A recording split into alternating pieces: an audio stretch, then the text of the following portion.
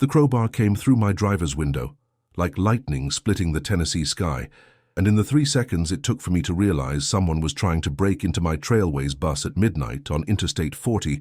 I thought my 42 years of driving America's highways were about to end in the most violent way possible. My name is Frank Rodriguez. I'm 67 years old, and I've transported everyone from college students heading home for Christmas to elderly couples visiting grandchildren they only see twice a year. But nothing in 4 decades of highway experience prepared me for the moment when a hooded figure yanked open my door and I found myself staring into the face of someone I thought I'd never see again. It was November 18th, a Tuesday night when the temperature had dropped to 26 degrees, and I was making the overnight run from Nashville to Little Rock with 8 passengers who'd settled in for what should have been a peaceful 6-hour journey through rural Arkansas and Tennessee. We'd stopped at a rest area near mile marker 126, one of those lonely truck stops where the fluorescent lights create more shadows than illumination, and the vending machines hum with the kind of mechanical loneliness that reminds you how isolated you can feel, even when you're surrounded by the infrastructure of human civilization. I'd stepped outside to check the tire pressure and fuel level, standard procedure during overnight runs, when you're responsible for getting people safely to their destinations while most of the world sleeps, when I heard footsteps approaching from behind the building where the restrooms were located. At first I assumed it was one of my passengers, taking a longer break than usual, maybe stretching their legs or making a phone call to family members who were waiting for updates about arrival times and travel conditions. But something about the rhythm of those footsteps triggered the kind of instinctive alarm that comes from years of working late-night shifts in unfamiliar places, where you learn to trust your gut about potentially dangerous situations before your conscious mind has time to analyze what exactly seems wrong about what you're observing. The steps were too deliberate, too focused, moving with the kind of purpose that suggested someone approaching with specific intentions rather than someone casually walking around during a rest stop. When I turned around to see who was coming, the figure was maybe 30 feet away, wearing a dark hoodie pulled up despite the cold weather, moving directly toward my bus with movements that were simultaneously hurried and cautious, like someone who knew exactly what they wanted to do, but were nervous about executing their plan. My first thought was that this was probably a robbery attempt, someone who targeted long-distance buses because they assumed drivers carried cash for fuel and meal purchases, or maybe someone desperate enough to think a bus full of passengers meant multiple wallets and purses worth stealing. I started moving back toward the bus, hoping to get inside and radio for assistance, before the situation escalated into something dangerous for my passengers, but the hooded figure broke into a run when they realized I'd spotted them, closing the distance between us faster than I'd anticipated, given my assumption that this was probably someone impaired by drugs or alcohol rather than someone athletic enough to pose a serious physical threat to a driver with decades of experience handling difficult situations. The crowbar appeared in their hand as they reached the bus, and I realized this wasn't going to be a simple robbery where I could hand over whatever cash I had and hope they'd move on to easier targets. This person was committed to getting inside that bus, either to access my passengers or to steal the vehicle itself, and they were prepared to use violence against anyone who tried to stop them from accomplishing whatever goal had brought them to this rest area in the middle of nowhere at nearly midnight on a Tuesday. I managed to get my door partially closed before they reached the steps, but the crowbar jammed between the door and the frame with a metallic screech that woke several passengers and sent them into the kind of panic that happens when people realize their safe transportation has suddenly become a crime scene they never expected to be part of.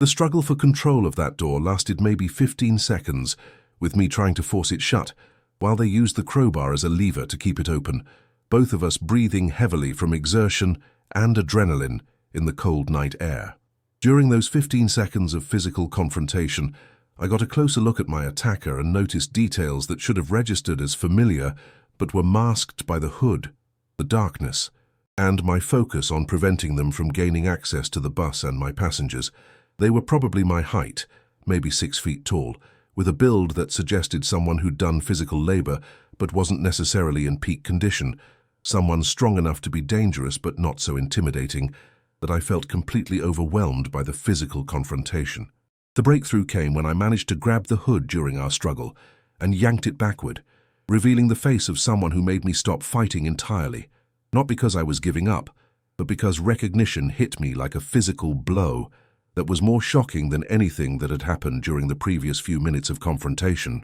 The face looking back at me belonged to someone I'd been mourning for 14 years, someone whose disappearance had destroyed my family's happiness and left questions that we'd never been able to answer, despite hiring private investigators and spending thousands of dollars on search efforts that yielded no useful information. "Tommy?" I whispered, my voice barely audible over the sound of truck engines idling in the parking lot and my passengers asking each other what was happening and whether they should call 911. "Tommy Rodriguez, is that really you?" The man holding the crowbar froze when he heard his name, his eyes widening with the same recognition that was coursing through me like electricity, transforming a violent confrontation into a reunion that neither of us could have anticipated when this encounter began less than 2 minutes earlier. Thomas Rodriguez, my younger brother, who'd been 28 years old when he disappeared from his apartment in Phoenix without explanation,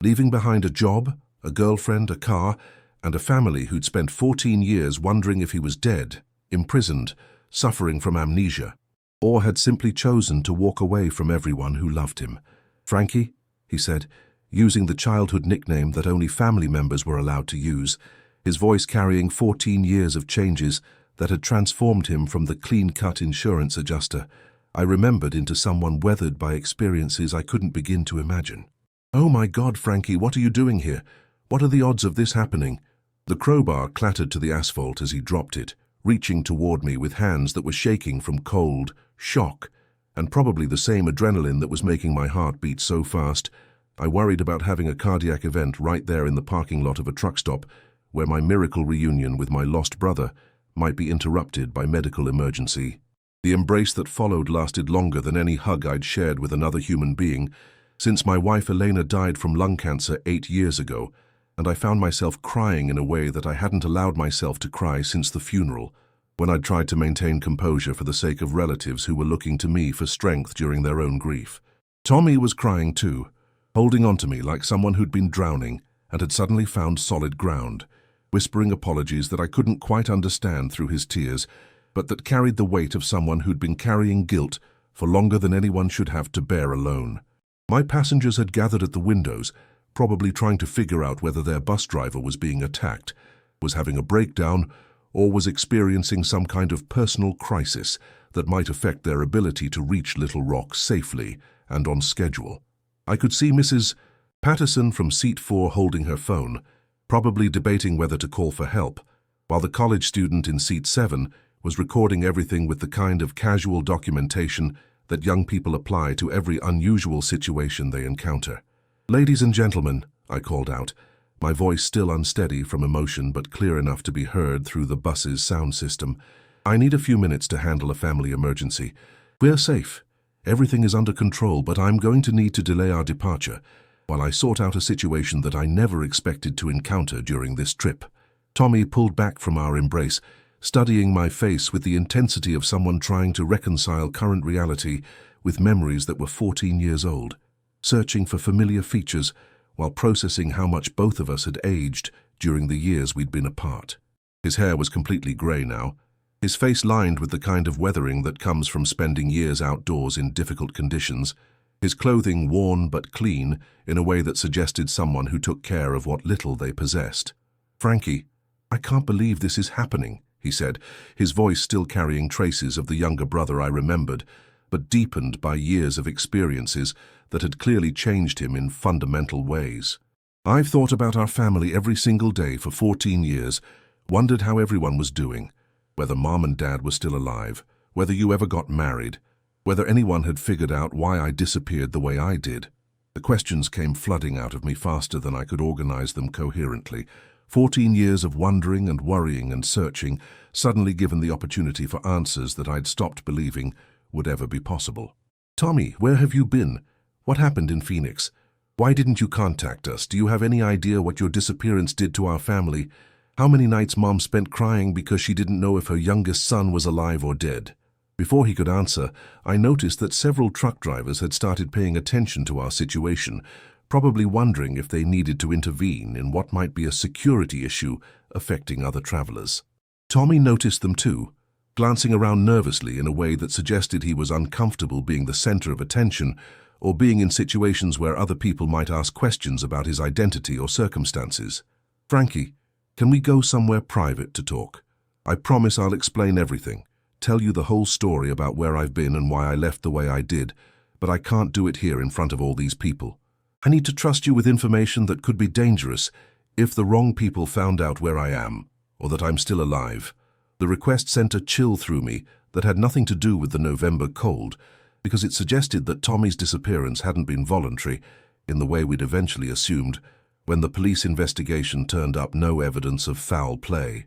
It implied that he'd been involved in something serious enough that 14 years later, he was still worried about his safety, still concerned about people who might be looking for him, still living under circumstances that required secrecy and caution. But before I could respond, I remembered my responsibility to the 8 passengers who'd trusted me to get them safely to their destination and who didn't deserve to have their travel plans disrupted by my personal crisis, no matter how significant it was for me. "Tommy, I can't abandon my passengers and I can't delay this trip indefinitely, but Little Rock is only 4 hours away and then I have a layover before my next assignment. Can you meet me there? Can we have this conversation once I've fulfilled my obligations to the people counting on me?" He nodded eagerly, pulling a piece of paper from his pocket and writing down information in handwriting that I recognized despite the years that had passed since I'd seen it. "There's a diner on Markham Street called Betty's Kitchen, opens at 5 in the morning for the early shift workers.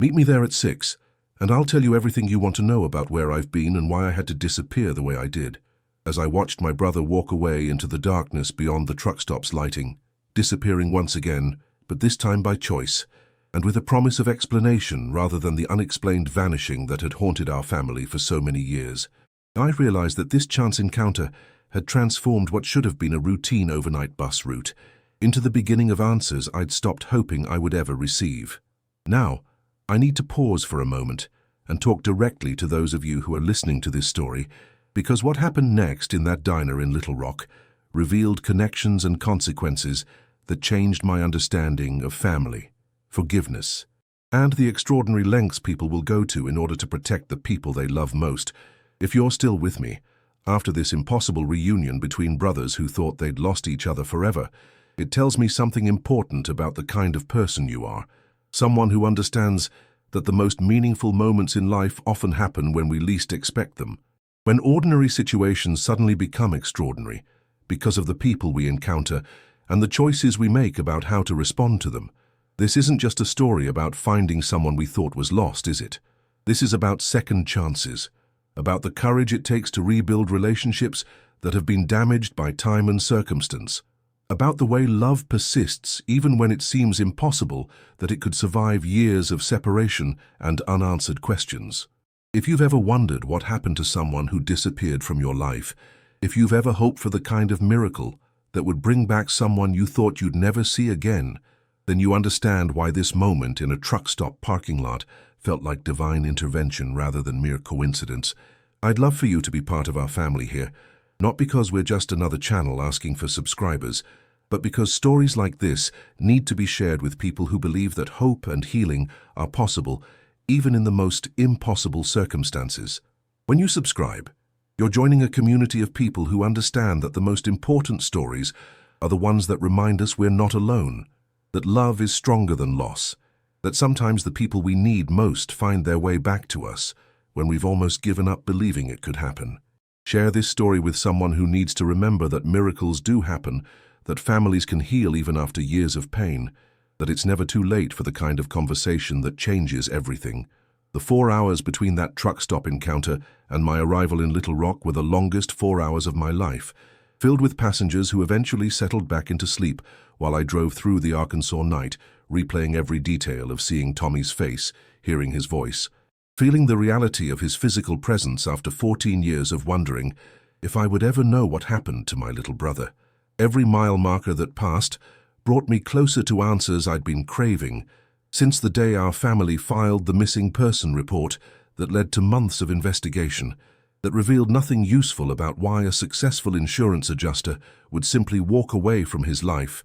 without explanation. Betty's Kitchen turned out to be exactly the kind of place where two brothers could have a private conversation without attracting attention from other customers, a working-class diner that opened before dawn to serve coffee and breakfast to people heading to factory shifts and construction jobs, where the waitresses minded their own business and the regular customers were too focused on their own concerns to pay attention to two older men having an intense conversation in a corner booth. Tommy was already there when I arrived at 5:50 in the morning, sitting in the back corner with his hands wrapped around a coffee cup, looking older and more weathered in the fluorescent lighting than he had in the shadows of the truck stop, but unmistakably my brother, despite the years and changes that had transformed both of us into different versions of the men we'd been when he disappeared from Phoenix in 2009. "How you came?"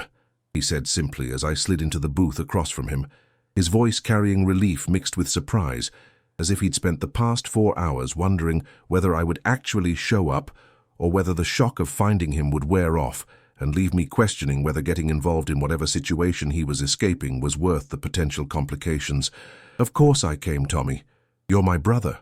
I've been looking for you for 14 years, hiring investigators, checking missing person databases, calling hospitals and morgues in every state west of the Mississippi River. Finding you last night was like getting a piece of my heart back that I thought was gone forever." The waitress, a woman named Dolores who looked like she'd been serving coffee and eggs at Betty's kitchen since before either of us was born, brought me coffee without being asked and left us alone with the kind of professional discretion that suggested she'd witnessed plenty of emotional conversations between customers who needed privacy to work through difficult family situations. Tommy was quiet for a long moment, studying my face with the same intensity he'd shown at the truck stop, probably trying to figure out how to begin explaining 14 years of absence to someone who deserved honest answers, but might not be prepared for the truth about what those years had actually contained. When he finally started talking, his voice was so quiet, I had to lean forward to hear him over the sound of bacon sizzling on the grill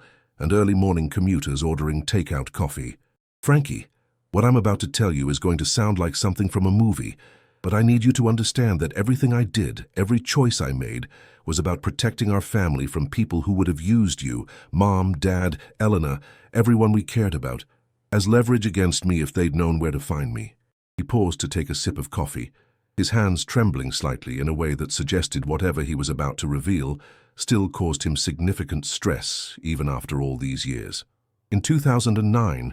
I wasn't just working as an insurance adjuster in Phoenix. I was also doing some freelance investigation work, helping lawyers build cases against companies that were defrauding their customers, following paper trails that led to evidence of corporate misconduct that could result in million-dollar settlements for people who'd been cheated out of money they desperately needed. The story that emerged over the next hour was indeed like something from a thriller movie, involving Tommy's discovery of a systematic insurance fraud scheme that involved forged medical reports, fake accident claims, and corrupt doctors who were billing for treatments that were never provided to patients who didn't even know their identities were being used to steal money from insurance companies and government healthcare programs. The deeper I dug into this network, the more I realized how extensive it was, how much money was involved, and how many powerful people had reasons to make sure the investigation never reached the authorities. Tommy continued, his voice growing steadier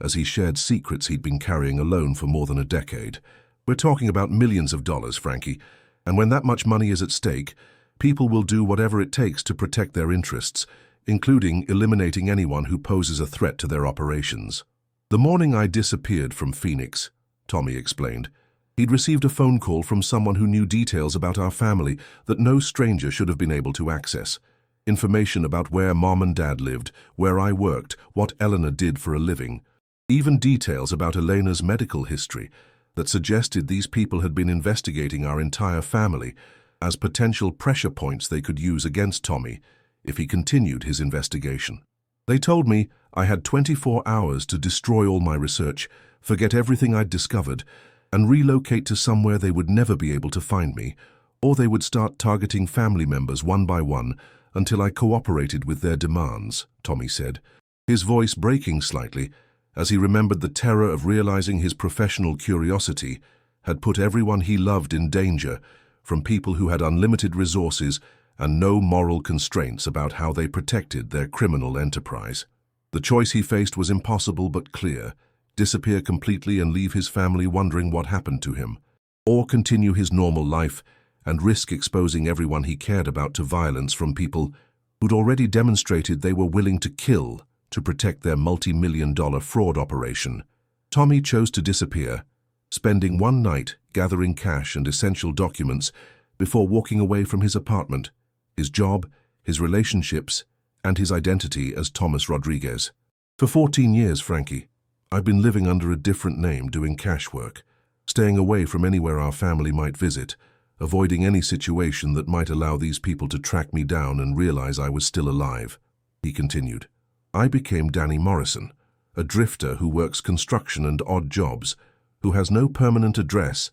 and no official connections to anyone who might be used as leverage if the wrong people ever figured out who I really was. The revelation explained so much about Tommy's appearance at the truck stop, his nervousness about being seen, his initial attempt to steal what he probably assumed was a commercial vehicle that would provide transportation without requiring identification or credit cards that could be traced back to his current location or activities. I wasn't trying to hurt anyone last night, Frankie. I've been stranded near that rest area for 3 days after the old pickup truck I was driving broke down, and I was getting desperate for a way to reach Memphis, where I have a job starting next week. When I saw the bus, I thought it might be empty, that I could borrow it long enough to get where I needed to go without anyone getting hurt. The irony was overwhelming. My brother had been trying to steal the bus I was driving because he had no idea I was the driver. No idea that the crime he was contemplating would result in a reunion he'd been avoiding for 14 years out of love and concern for my safety. Tommy, those people from 2009, are they still looking for you? Are we still in danger just from being in the same place at the same time? His answer would determine whether this miraculous reunion could become the beginning of rebuilding our relationship,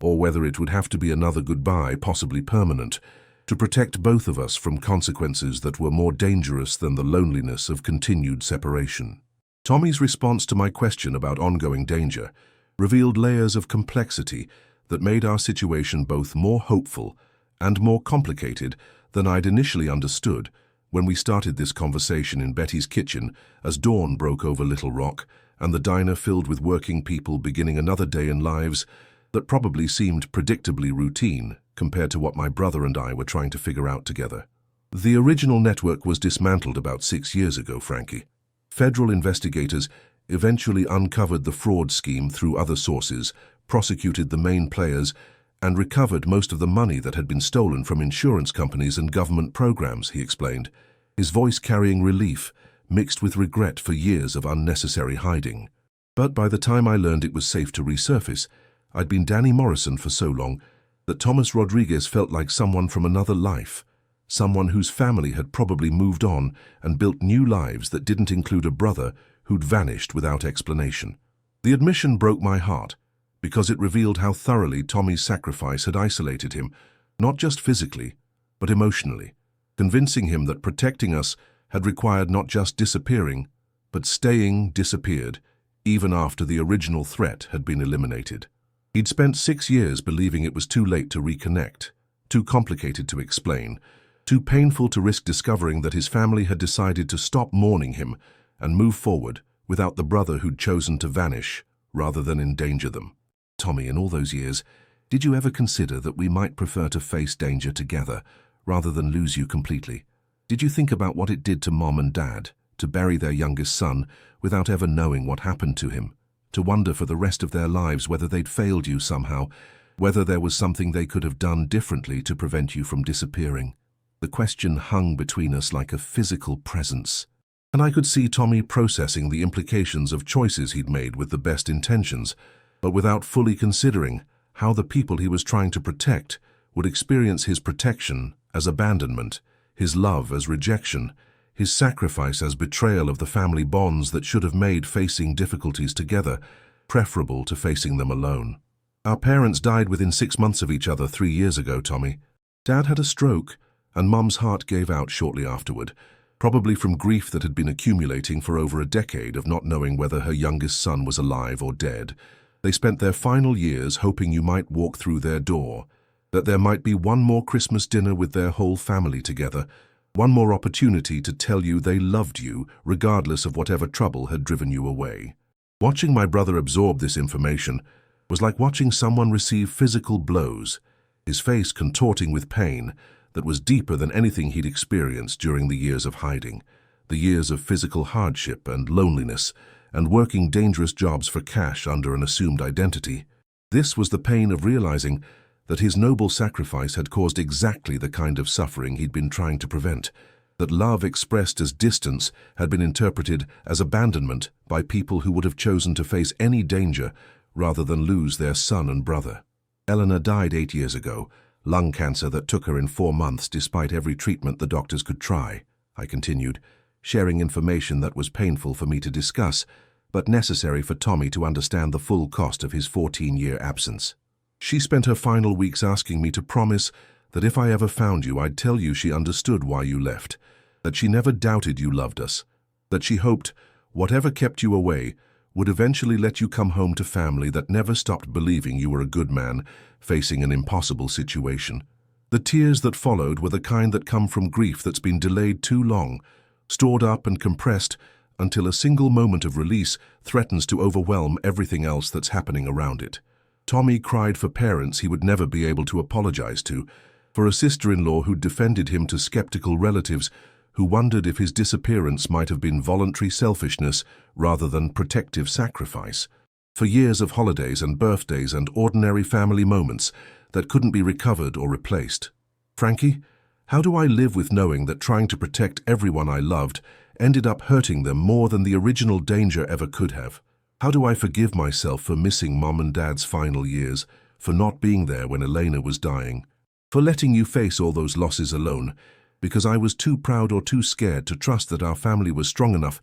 to handle whatever consequences might have come from staying together? Before I could answer, Dolores approached our table with the kind of professional timing that suggested she'd been monitoring our conversation from a distance, waiting for a natural break to check on customers who'd been occupying her booth for nearly 2 hours, while working through what was obviously a significant family crisis that required patience and privacy. "You boys look like you could use some breakfast to go with all that coffee," she said gently, her voice carrying the motherly concern that comes from years of serving people who are dealing with life's difficulties. Sometimes heavy conversations are easier to handle when you're not having them on an empty stomach. We ordered eggs and toast without really thinking about food, but Dolores was right that having something to do with our hands and mouths would make the remainder of our conversation easier to navigate. While we waited for breakfast, I asked Tommy about his current life, his work, his health, whether he'd formed any relationships during his years as Danny Morrison, whether there were people who cared about him even if they didn't know his real identity. "I've been careful not to get close to anyone, Frankie, because I didn't want to put innocent people at risk if my past ever caught up with me," he admitted. "But there's a woman in Memphis, Patricia Chen, who runs a community center, where I've been volunteering for the past 2 years. She knows I'm carrying secrets about my background, but she's never pushed for information I wasn't ready to share. She's probably wondering why I didn't show up for work this week, whether something happened to the guy she knows as Danny Morrison." The mention of Patricia made me realize that Tommy's life as Danny Morrison wasn't just a cover identity, but had become a real life with real relationships, real responsibilities, real connections that would be affected by whatever decisions we made about how to handle his return to the Rodriguez family. It also gave me hope that my brother hadn't spent 14 years in complete isolation, that he'd found ways to contribute to communities and connect with people, even while maintaining the emotional distance necessary to protect both them and us from potential consequences. Would Patricia understand if you told her the truth about your situation? Would she be supportive of you reconnecting with family you thought you'd lost? Or would it complicate her life in ways that might damage what you've built together? Tommy's smile was the first genuine expression of happiness I'd seen from him since our reunion began, suggesting that Patricia Chen represented more than just professional collaboration or casual friendship. She's been encouraging me to face whatever demons from my past are keeping me isolated from people who might love me if I gave them the chance. She says everyone deserves family. Everyone deserves to be known and accepted for who they really are, rather than who they pretend to be for survival. As our breakfast arrived and we began eating food that tasted better than anything I'd consumed in months,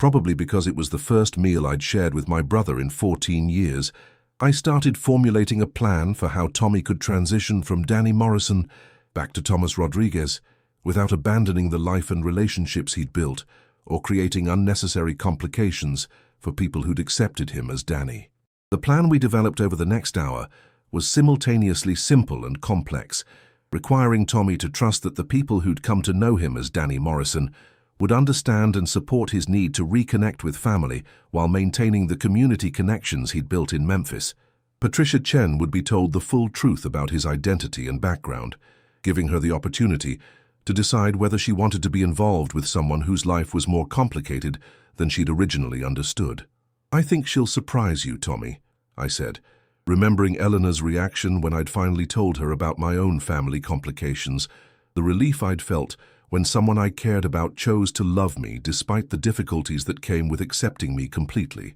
People who are worth having in your life don't run away when they discover you're human, when they learn you've made mistakes or faced challenges that require difficult choices. They appreciate being trusted with the truth, being included in your real life, instead of being kept at arm's length because you're afraid they can't handle complexity. We exchanged phone numbers and addresses, sharing current contact information that would allow us to stay connected as we navigated the process of rebuilding our relationship and introducing Tommy back to the extended family members who'd never stopped hoping he would eventually return. My cousin Maria in San Antonio had maintained a bedroom in her house that she called Tommy's room, keeping it ready for the day he might show up needing a place to stay and a family who wouldn't ask too many questions about where he'd been or why he'd stayed away so long. "There's something else I need to tell you, Frankie. Something that might change how you feel about welcoming me back into the family," Tommy said as we prepared to leave Betty's kitchen, his voice carrying the tension that comes with preparing to share information that might be difficult for others to accept.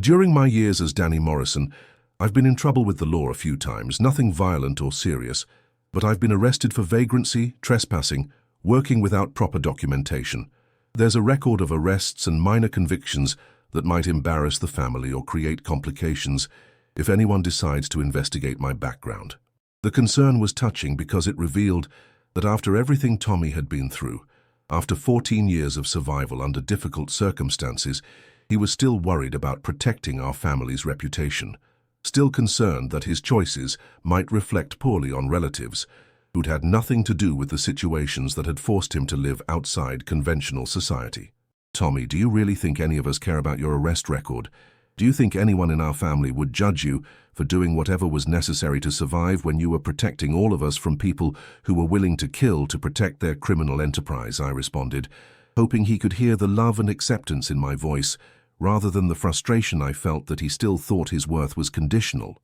still believed he had to earn the right to be loved by people who'd missed him every day for 14 years. As we walked out of the diner into a Little Rock morning that was crisp and clear, with sunlight streaming through autumn leaves that reminded me why I'd always loved November. Despite its association with endings and preparations for winter, Tommy stopped and turned to face me with an expression that was both vulnerable and determined. "Frankie, I want to come home. I want to meet Patricia's family, introduce her to you, figure out how to blend the life I've built as Danny Morrison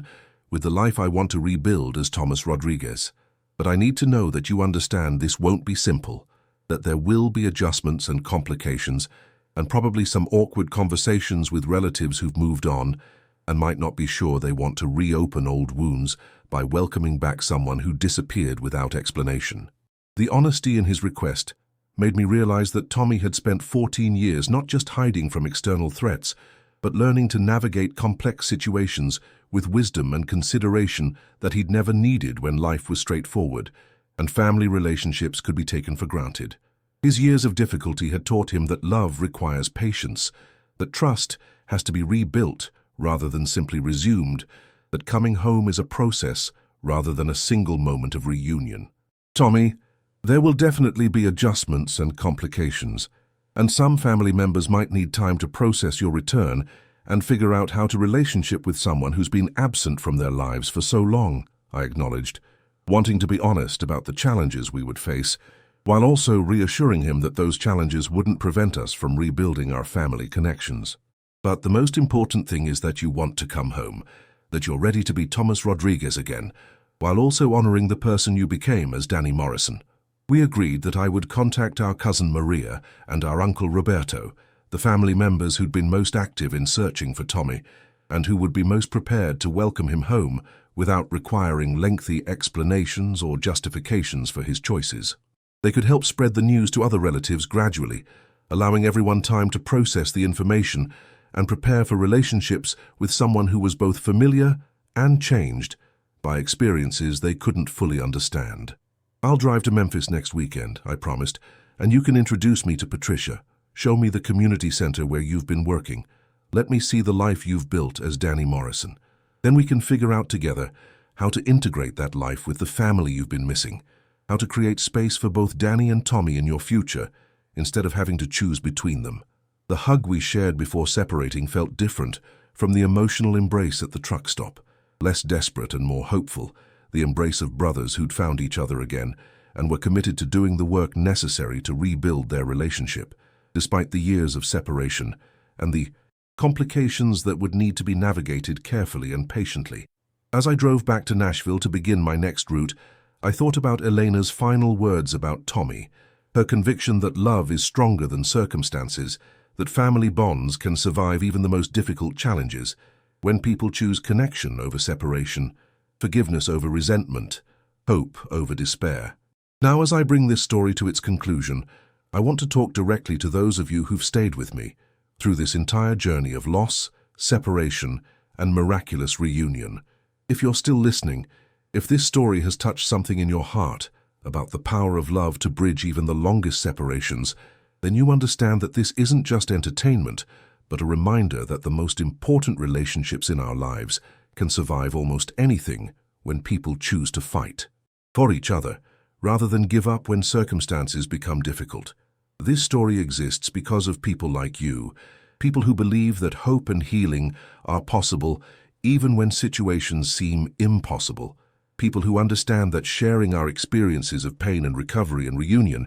helps all of us remember that we're not alone in facing life's most challenging moments. When you subscribe to our channel, you're not just clicking a button, but joining a community of people who believe in the power of human connection to heal wounds that seemed permanent, to restore relationships that seemed lost forever. I'd love to hear your stories in the comments below, your experiences of finding people you thought you'd lost, or being found by people who never gave up searching for you. Tell us about your own moments of impossible reunion, your own families that were rebuilt after years of separation, your own discoveries that love really is stronger than fear, time, distance, or any of the circumstances that try to convince us that some relationships are too damaged to be repaired. Share this story with someone who needs to remember that it's never too late for the conversations that change everything, never too late for the forgiveness that heals old wounds, never too late to come home to people who've been waiting for you longer than you thought possible.